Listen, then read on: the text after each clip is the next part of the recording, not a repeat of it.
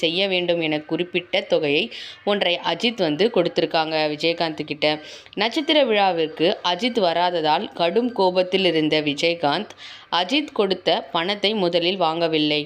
உன்னோட காசு எனக்கு வேண்டாம், நாங்க நினைத்ததை விட அதிகமாக கிடைத்தது என்று கூறி அஜித் கொடுத்த காசை மறுத்துள்ளார் கேப்டன்.